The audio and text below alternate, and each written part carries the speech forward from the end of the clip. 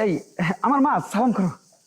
আরে এই মেয়েটা কে? ও আমার সালাম করতেছে কেন? মা, ওর নাম জয়া। ও একটা হিন্দু পরিবারের মেয়ে।